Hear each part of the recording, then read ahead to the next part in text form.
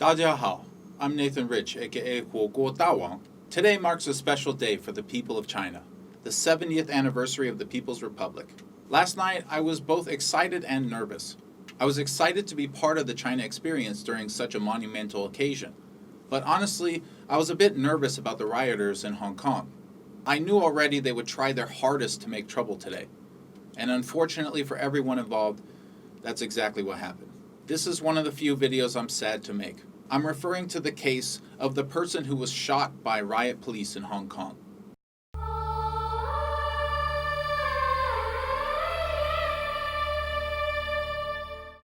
"70 years ago, the Chinese people were liberated from over 100 years of imperialism and subjugation. But make no mistake, all people live under laws. And the new government was strong. It hasn't been without controversies, but over the last many decades, China has proven most of its critics wrong.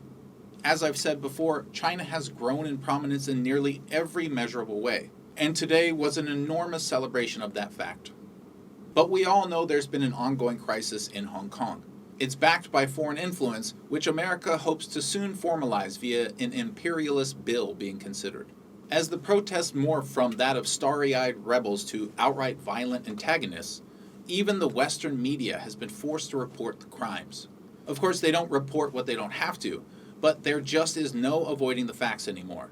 Hong Kong is descending into chaos. And that chaos took a dark turn today of all days, when a protester was shot by riot police. But before we get into that, I want to compare the restraint of the Hong Kong police to what we could expect in my country under the same conditions. We have now endless footage of rioters hurling Molotov cocktails at police buildings and police officers.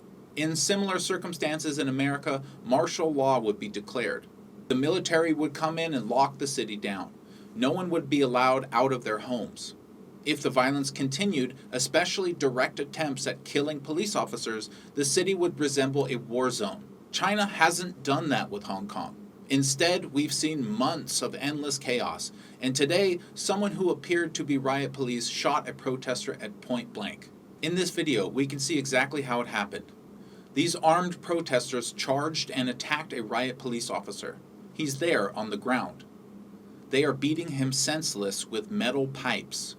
We know from video evidence that they have stolen police weapons, including guns before, as you can see from this footage.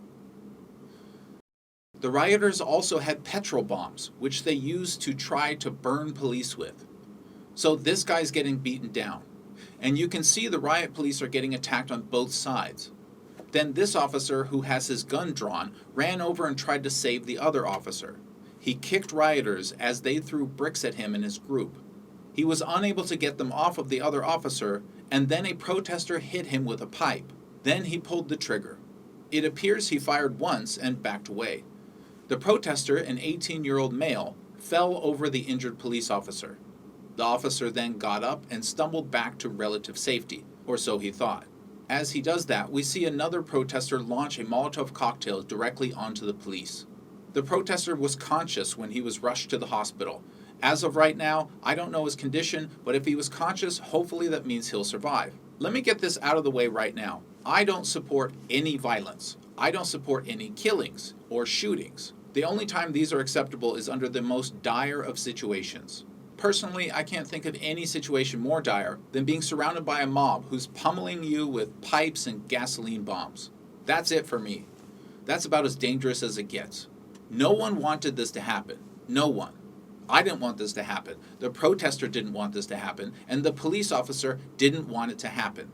If you believe that anyone in this situation wanted this, it's because you're thinking emotionally rather than realistically, which is understandable given the situation unfolding.